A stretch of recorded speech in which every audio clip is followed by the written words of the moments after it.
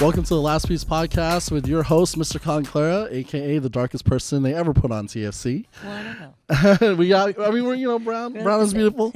Here with my beautiful co-worker, the one and only Katrina Dimaranan. Hello, I said it right. everybody. Yeah, you did. Good job. Got it. I was about to give you shit for it. If you did it. Exactly. See, I mean, how many people say my name right? They say Rommel, Rummel. Really? I feel like your name's like so common though. It's like Rommel. Well, Rommel is actually the German, Shut right up. way to Okay, say see, it. I didn't know that. So maybe that's why people they get a pass. But thank you for coming on. I know we've been talking this for a long time. Thank you for having me. Thank you for having me. Absolutely. Well, for those who don't know, Katrina is our co-host on Adobo Nation. She's everywhere here in the Bay Area, and she's most notably recently was a contestant on Love Island. Yeah. Love Island. Okay, let's just get into it because that's the most noteworthy thing I got on here, and I know I had questions when I was watching. Oh, I bet. Okay. I bet. Thank you for supporting, by the way. Absolutely. I don't like the fact that we was contesting because, everyone was there trying to find love. But yes, there was a prize in the end, but. It was one hell of an experience, that's for sure. Well, you witnessed a I little mean, bit Fiji of it. is one amazing place, but then, the whole thing that's CBS, first of all, CBS dabbling with controversial reality television. I mean, that's how they called it, right? Yeah. I mean, even the first game I saw, I guess the contestants, they just got on the island and they had to pick each other and they're already kissing and I was like, yo, this is how we're gonna start. I can imagine. But let's talk about your debut. I think it was day 9, right? Yeah. Day 9, and you came in with another girl. Yes. What was her name? Kristen. Hey, Kristen. And you guys just fucked it up for all these couples, right? Basically, is what happened. Yeah, pretty much. So go through it. So how did that go down? Okay, well, so we were considered the two first sort of bombshell characters to come in, right? Because they had 2 new guys, but this is the first time they were going to have 2 new girls, sort of shake up the house is what we call it, right? So I honestly was so nervous. I didn't meet Kristen until right before we were walking into the villa. Okay. So, they're like, hey, you're about to walk in. And then, we're in the same, we get out of the van. We're just like, oh, hi, I'm Katrina, I'm Kristen, So it was so exciting. But I was also scared because I felt like they allowed us to watch the episodes prior before we came in while we were stuck in our hotel. So, I was taking notes and stuff. And I was like, wow, I feel like everyone already is coupled up. So I was scared that no one would, the girls might be catty. The guys might be so stuck on the other girls. Right. So when I got in there, I was so nervous, but everyone was so friendly. Everyone was so nice. The guys were good looking. The girls were hot. So I was like, okay, this is going to be fun. It's going to be interesting. But I was super excited for that. And then that night, you had to pick someone. Yeah. And then spend the night with them. Yeah. It was the following night. Oh, the following night. No. Right. So what's great about Love Island is nothing is scripted. Okay. Absolutely nothing. So, if you compare the show from the UK, that's the UK's #1 show. It was USA's first time. They didn't want to make it as raunchy and crazy, but they still wanted it to be a fun fling, summer show.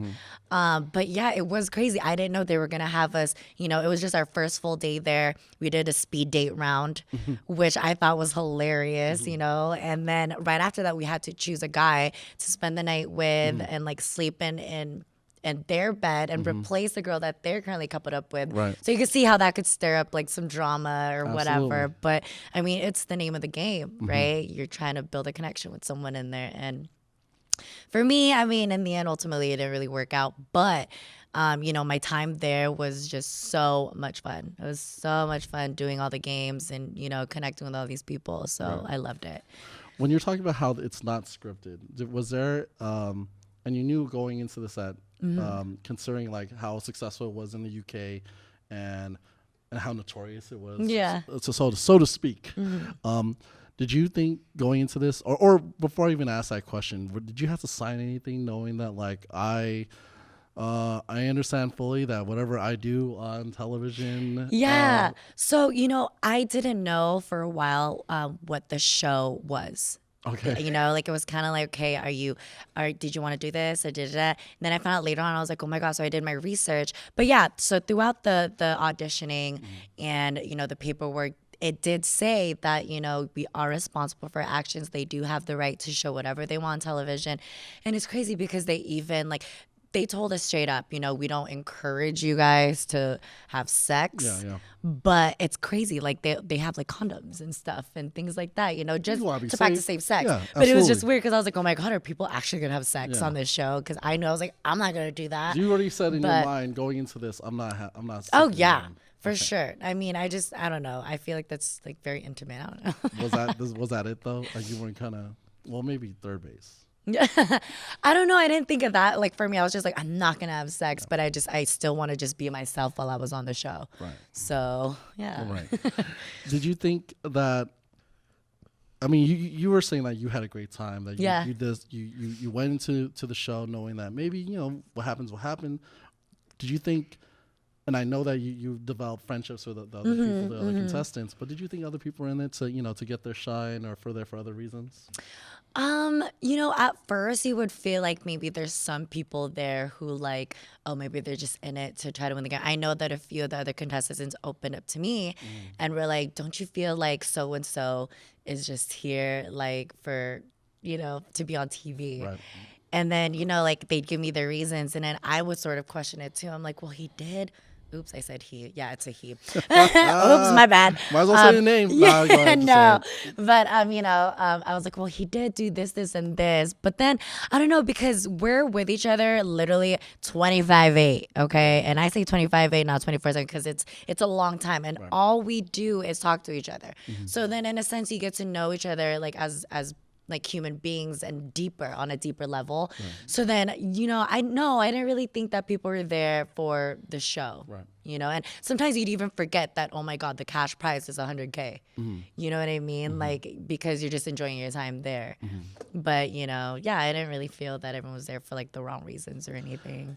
Well, you know, like Filipinos, especially, that we have like this tendency to always think like, oh, I wonder what my family's gonna think, or my best friends, or so on, Yeah. or my community. Yeah. Did you think that going on a controversial show like this, that you're you're maybe at risk of like hurting your family's feelings or things like that? You know, I'm not gonna lie. Okay, so when it comes to my family, they were full on supportive. Like, you know, just be yourself, have fun. You deserve this. Because I was scared of being away for a month from my family. Right. But they were so supportive. They're like, you know, just be yourself, have fun, whatever happens, happens.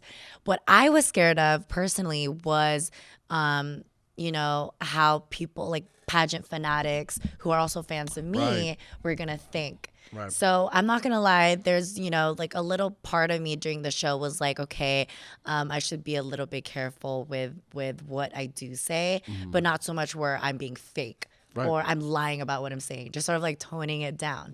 You know, like there's a game where it was like we had to, all the guys like had to kiss us and vice versa and be rated. I think I was the only one who didn't want to kiss the guys on the lips. But not only because of, you know, I know that like younger girls are looking up to me and all of that, but because that's not really in my nature outside of the village to do that anyways. Right. But, you know, even though I feel like, oh my God, America's going to think I'm so boring or I'm such a grandma, they're going to hate me. Yeah, yeah. But at the same time, I was like, I got to stay true to who I am. You know what I mean? So, Kudos to that. yeah. Well, with that being said, like I said, you guys were able to become friends, and I know that you guys. I've been following you on social media that you guys even had time to like come back. There's Yeah. reunions, Yeah. things like that, and I could imagine like you were on the red carpet, things like that. Yeah. And I mean, like you said, you're already part of the beauty queen world. I mean, followers definitely shot up after that. Oh did it yeah, not? yeah. That I mean, people were sort of saying to expect it because it is going to be a really big show for Yeah. CBS. It was on 5 nights a week, Yeah, and it was I'm live. sorry, do you think that was too much? I think that was like, wow, that's Like every day, Every but day. that's how it is in the UK. The UK version, it's actually live time. I don't think it had to be every day, but I think that was the purpose of it for the audience to really feel like they were there with us. Yeah. Because, like, say we would film today, they would work overnight. The Yeah. production was huge. They would work overnight. The next day, they would film it. or Yeah. they would show it live on TV. But see, that was the buildup in the UK. That's why you can Yeah. people just wanted it so much. But here it's Yeah. like fucking Deal or No Deal. Like, give me some anticipation. You know what I mean? Yeah. But okay, well, with that being said, what are those DMs like? Oh my God. When I got back, they were pretty crazy because there's like Crazier. this crazy, well, yeah, crazier. Crazier. Okay. Exactly. Crazier. You know, like, there's this like quote that everyone has been saying throughout the show, throughout my time there, which was like Katrina deserves better, because there's like this whole drama where the guy I was coupled up with, Weston, like sort of played me and all these things, which we're like, we settled it. We're all super cool.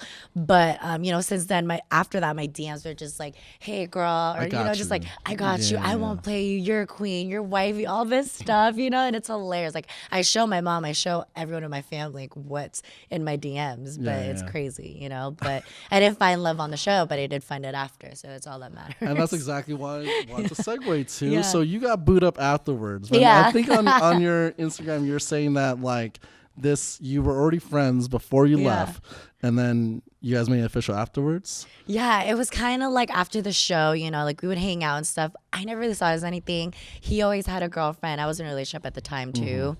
And then it was kind of just like, well, you know, we were hanging out one time. He was like, oh, you know that I could treat you better than the guys on Love Island. So then from there, it kind of just like blossomed, which is great because, you know, like even on the show, I said love is friendship on fire. Everyone knows that I said that. And it just happened to work out in that sense for me, you know? So now I'm just so happy, and yeah, it just happened in that way. And he's okay knowing that you're a public figure and your DMs be popping. Yeah. I mean, he has to be. I really said that. Sorry, B, but you have to be okay with that. Exactly. You know what I mean? So. Were you thinking about him when you were out there? Huh? Were you thinking about him in particular when you were out there? No. No. Yeah. I was there to have fun. There you know go. what I mean? Yeah, absolutely. Well, do you think he was worried? Or he was just like, you know. I don't know, because I never even knew like if he liked me like that or not. You know what I mean? So it's not like he was like a thought in my mind or anything like that. So Everything good so far? yeah, everything's great. Until the next show. Yeah, until the next show, which I mean, we're probably gonna talk about later. We are. So, and how he felt about that. Well, absolutely. about that role. Well, thank you for your candidacy. Right now, you're right off the bat. You're just being honest, and I really appreciate that. Well, Of the next part course. I really wanted to ask is something I grew up hearing about and seeing, but I always want to ask, what is your definition of pretty girl privilege? Pretty girl privilege. See, I've never really heard of that. But, you know, when we were just going through the topics and you said pretty girl privilege, what I imagine is, you know, what girls who are, you know, generally attractive to everyone, to the audience, can get away with, or benefits that they would have, or advantages, say like in workplaces, or even just, you know, your relationships with people. Right. You know, like what you can get out of certain people by being pretty. It sounds so crazy, and it sounds. It's not a bad thing. I mean, when I say it like that, I think typically you're gonna think that, oh, well, he's saying it because girls, you know, take advantage of it. But some guys, and I know this for a fact, there are guys and there who do this, and there are girls who receive this, that they just get not just attention, but they get gifts and so on and whatnot. Yeah. And, you know, they're single, they're not hurting anybody, and they accept it. And they don't expect anything in return. I know it exists. I know it exists. people that, you know, have that. So I guess that is called pretty girl privilege. I saw it as like, you know, for me, for the friends that I know that sort of do that whole exchange thing, it's kind of like a lifestyle for them. It is. Which is crazy. And I've heard so many different stories, but, you know, I guess that is pretty girl privilege. But if the man is willing to do so, and, you know, for them, it fulfills them, then it's not a bad thing. You know what I mean? I totally agree. Yeah. I think the best example I can give is like bottle service in Vegas. Yeah. Like if a girl comes to, like, because, you know, we're guys, we have to get the table, Oh because my like, God, why wait in line, right? And then of course we're gonna, you know, you bring some girls in, but if they're just about that bottle, and like for example, I had this girl come in. We just got to the club, and she sat down with us and you know, popped the Grey Goose. Yeah. And it's like, let's get the That party Grey started. Goose. And I was all like, whoa, who are you? Yeah. I'm here to party with you. No, get out. Oh, okay. She's girls. using her privilege Yeah. to come in and get some free alcohol. Yeah. So See, Okay. things like that, I'm against that too, because that even happens like with girls. Like Yeah. they think that they're so gorgeous that they can get away with it, but it's not like everyone's so accepting of that. Right. So that's like a perfect example Yeah. of that because it's true. But what we both agreed on is the fact that it has to be reciprocal. Yes. Right. For it to be appropriate and Absolutely. yeah. Well, pretty girl privilege. I think that happens a lot when people are in the pageant life, like yourself. Yeah. How long have you been doing that? Well, the first major pageant I ever did was Binibining Pilipinas, which was in 2012. Okay. So I think I was like 17, 18 at the time. It was my first, national pageant. And then after that, I did the one from this recent one, Miss Supranational. And that was my first international pageant. Where I placed first runner up, so There we you almost go. won. And We what's out crazy here. was Binibining Pilipinas, I represented Philippines, right? Like we did it there. And then in Miss Supranational, I represented USA. So that was like a cool feeling, but there was also some controversy with that too that I knew was gonna happen. They say the same thing about with our with Pia Wurtzbach and oh my God, Katrina? Catriona. Yeah. The fact that they're not full blooded, Yeah. right? And that's why I don't know, but whatever. Yeah. Whoever wins, right? Exactly. But okay, so what you said, 2012, you got into it. How did you get into that? Were you primed? Were they growing you for this? Okay, so what's crazy was I went to the Philippines after high school to take care of my grandma. Okay. My mom was like, why don't you take a break, take a year break. And then, I was like, well, let's see what other different modeling agencies are there in the Philippines. Like, check them out. I went to one, I believe it was called Mercator. And then they saw me and I went in, they were like, wait, don't do modeling. Why don't you do Binibining Pilipinas? I was like, what's that? I didn't know what it was. Yeah. They're like, do you know Miss Universe? I was like, duh. And they're like, well, it's Miss Philippines to get into Miss Universe. Right. I was like, oh, okay, that's cool. And even then, like, I always saw pageants as like, oh, these girls are just stuck up or, they're just in it for the glitz and the glam and, all that stuff. So I didn't pay any mind, but they're like, here's our card. Go to the first training for our team and our training camp. So I went home, I called my mom. I was like, Ma, pinapagawa sa akin. Ano ba to? Like, I was so confused. And then, like, she was like, just do it. So my mom is such a momager. She was like, just do it. So I was like, okay, fine, I'll do it for my family. And then I ended up, like, realizing there's more to pageantry than what I initially had thought. Right. You know what I mean? And it's not what I thought. It was, all these girls who are just on stage, strutting in a bikini, thinking they're hot shit, and that's all they do. Yeah. And then they put a crown or tiara on their head and a sash and they call it a day. Right. But it's not that at all. No. It was not that at all. And I think that's also why I pursued, pageantry even later on in my life. Because it's really about, woman empowerment. These are women, different ages, different walks of life, different upbringings who are not, they're trying to sort of use a platform to express who they are and what they stand for. So I think that's what's great about beauty pageants. It's like this year itself or 2019 itself, every major, like 5 major beauty pageant winners were all African American. They're beautiful Black women. Yeah. They're not just Black women. Like a lot of people are saying, yeah, they're all Black. It's not just that. Miss World is trying to be a doctor. Yeah. Miss USA is like trying to work on behalf of like prisoners all over the world. Miss Universe is trying to fight like gender-based violence. And like all of these women are standing up for more than who they are as just a beauty queen. Yeah. So I love that about beauty pageants is that it's no longer just about beauty. It's about, having substance. Was that recent? Because to me, I felt like that I agree with that. That I have seen that recently, especially during I think it was Miss Vietnam, who was she. I forgot what her story was, but Was she the one with the short hair? Yes. Yes. She had like, an amazing story. I'm sorry, I can't recall it, but She like lived in poverty. Yeah. And not only that, she was an Asian woman who was more tan. And people in Asia, as we know, they love to be white. Yeah. So she just pretty much broke so many barriers. Yes. And with the short hair. Right. You don't see that. And a short hair on an Asian woman. Yeah.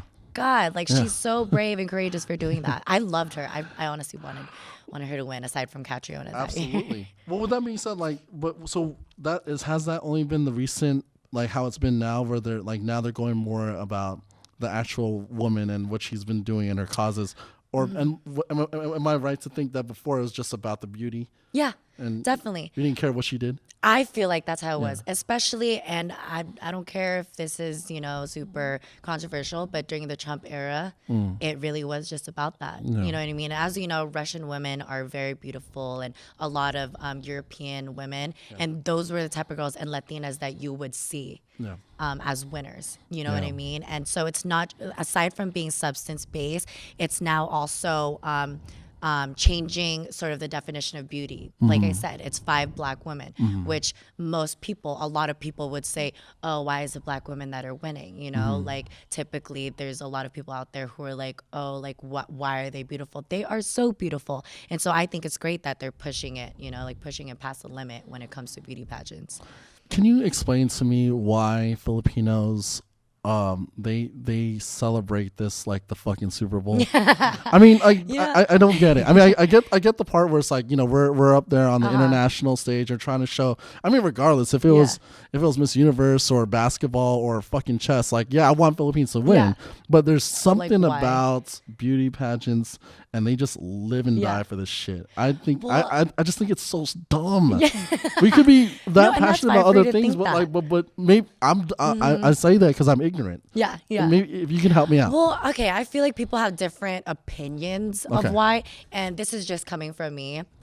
I feel like in the Philippines, like pageantry is so big, and this is why for me. Okay, so I have lived in the Philippines and I've lived here. I grew up here in the U.S., so I've seen sort of both sides. So to me, I feel like it's so big because, if you think about it, the Philippines being a third world country, we don't really have much, right? So we have basketball, which is great. Yeah. But, aside from that, it's what, like the movie stars and actresses and stuff like that. And then you come back here to America, the mainstream media, Asians already don't get enough representation. That's true. Like we don't. Yeah. So, and being America's like the country that, everyone aspires for. Exactly. It's like anything that will bring the Philippines and our women like into the spotlight and just being known and sort of represent the Philippines, I feel like is a good thing. And Filipinos, we're very competitive in anything. If we can strive in any aspect in any field, why not? And seeing that we've been doing well in pageantry, you know what I mean? And all these girls who, like Miss Vietnam, have all these stories that should be shared, living in poverty. A lot of these girls like come from nothing. A lot of Filipino beauty queens. So I have my own story as well. Right. So it's like, what we should push for that. You know what I mean? Because if you look at Miss USA too, a lot of the pageant girls that join Miss USA pageants, a lot of them are very privileged. A lot of them have the money and the background and the resources to get to where they are. Filipino queens, we have to fight for that shit. Like we don't have the money. Like a lot of girls can't even join Miss USA here, Filipino girls, because it is expensive. It's an expensive thing. In the Philippines, you don't pay for much. A lot of trainers do it for free. And they really are just trying to push girls and get them out of what they were in. Right, you know what I mean? So it's like seeing that we go above and beyond and we've been doing so successful. That's why we're proud. Right. So but is it also like a farm system out there too? When I say farm system, I'm talking in terms of baseball, where it's like they have someone like, we see potential in you and like groom you like the fucking Pope. In the U.S. or here? In the Philippines. In the Philippines? Yeah. I think so. Okay. Yeah. You know what I mean? I mean, I had that feeling too with my training camp, like but they you were got like, discovered. Yeah. I did, but at the same time, I feel like girls who are willingly wanting to join, it's the same thing. I mean, either whether they discover you or whether you decide to join yourself, they're still going to be like, oh, we see potential in you or we don't. It doesn't matter like who you are or where you come from. They let you know. Like, oh my God, yeah. I think it's not going right. Yeah, so there's still a lot of judgment. There's still a lot of like hypocrites and a lot of things that we, experience. But for the most part, I think that's why the Philippines is so proud when it comes to pageantry, is because these girls are literally fighting from nothing compared to other girls in the world who have resources to get to where they are in pageantry. Is that why you think that when they do the training, like, because I saw a little bit from the show, The People's Queen, like the training can be intense and it can be hardcore, but you think that it's the reason why Filipinos and I guess other third world country contestants do better because they know where they're coming from? I think so. Yeah. I feel like when you know what it feels like to have nothing, you won't stop until you feel like you have everything that fulfills your life. you know, and not just money, but like just everything else. So, you know, for me, it's like I know what it feels like literally to be homeless, to not, you know, to not have anything, to not have anything to eat. So for me, it's like, hell yeah, I'm gonna win. Hell yeah, I'm gonna fight for my country and fight my way out of what I experience. You know what I mean? So I believe that there's a difference of like how bad you want something versus someone who hasn't really experienced bad or negative triumphs in life, you know, and then trying to get to somewhere, because I feel like we're more hungry. Absolutely. We're definitely more hungry. Well, let's talk about that, your origins and the fact that I mean, I knew that because I've covered you, I've covered the People's Queen. I've read that about you. Is that something that you talk about a lot? Is that something a lot of people don't know about? About what? About the fact that you came from homelessness and to where you are today. You know, like for a while, I didn't want to tell anyone. I didn't, like, for me, I'm such a strong person. I'm very strong minded that I don't ever like people sort of like judging me or feeling bad for me or, you know, anything like that sort. I've never been that type. But then there was like during Bini Bini Pilipinas where we had to sort of talk a little bit about our upbringing, like on TV. And then, you know, I don't know why at the time I felt embarrassed by it, but then like I even wanted to quit almost. But then I received so many messages from like different people saying like, oh, you inspired me to like strive harder and all this. And I was like 18 at the time. I was so young, you know, compared to these other girls who were like in their 20s. And so by then I was like, okay, maybe, you know, it's not so bad that, you know, I did go through that, because a lot of people are able to relate, which is great. So then since then, and then during the People's Queen, which Cece, as you know, like got it out of me, and then I cried about it, which again, I was like, oh my God, why am I fucking crying? Like, it looks so stupid. But afterwards, like so many people again were just like, no, like you were speaking your truth. This is what you went through. And so many people need to be heard. Absolutely. So I was like, okay, cool. I mean, like other people are hearing my story, they're relating to it. And I love that fact, you know, like let's inspire each other. Absolutely. So I'm proud of, you know, my upbringing. So exactly. And it's brought you to where you are now. And I mean, you just came from LA doing a TV show. I mean, we have you TV shows, modeling, commercials, movies. That's what you're doing now? Yeah, hopefully. I mean, honestly, Love Island really brought so many opportunities that I never thought I'd be able to have. But, you know, just I'm continuing to sort of like better my craft in certain areas. And yeah, I did just come from LA, and I'm so excited. I got casted for a very minor role in a big show for BET, which is amazing. And I got to work with, you know, like really big professional actors. And it was it's my first time on like national television, aside from that was a reality show. You know, this is where it's like a profession, and you know, it was a lot of fun.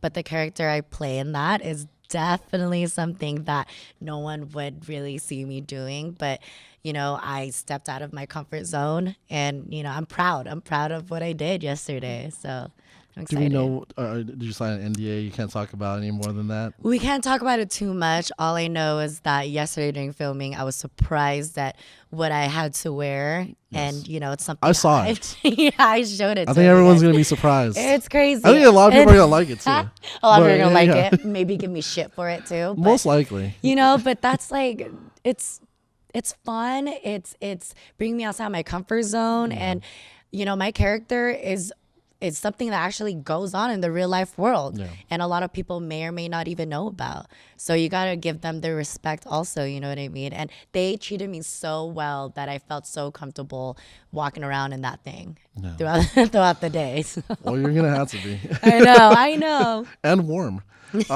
See, we're only getting some more out of it. Well, with that being said, with your IMDb credits, we also have something else coming up. We have Lumpia 2. Yes. When is that coming out? I've been waiting for this. I know it's in post-production right now. I know we're all waiting for it. I know that they're submitting to a few festivals and just getting the ball rolling now. So at this point, it's kind of just like a waiting game. Yeah. But in the meantime, I'm just excited with all the opportunities that I have coming my way now.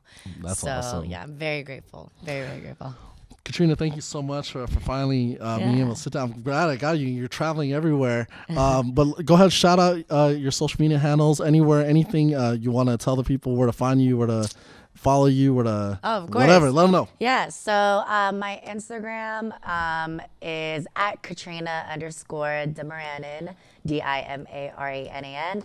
My Twitter is Trina_Dimaranan. And then I officially also now have a TikTok, which I didn't know is very crucial when you are an influencer on social media because companies look at the analytics of that too, which is crazy. So it's also Katrina_Dimaranan. But yeah, thanks for having me. Absolutely, Katrina. Thank you again. We're wishing you all the best, and continue to support you. And until Quick next thing. time, yes. Did your outlook on pageants sort of change a little bit? Do you sort of understand a little bit That's more? a great question. I think it has. And be I think it honest. has. I think it has. I think the main thing was because I always thought it was sexist because just the way I would watch it. Because I would only watch because bikini is it is it the bikini part, and is it the question because like I think they're dumb and what dumb thing are they gonna say? So with that being said, hearing from you and to know that it's changing first of all, and I got so there is some truth to that. I thought that was cool, and then to actually again I was ignorant, so you put me on, and I appreciate that. And Good. yes, that does shine a light on things. Yeah. But yeah, we'll have more discussions. I'm on sure that. you're still going to watch it for the bikini portion. I mean, if it's on. All right. Thank you again. Thank you.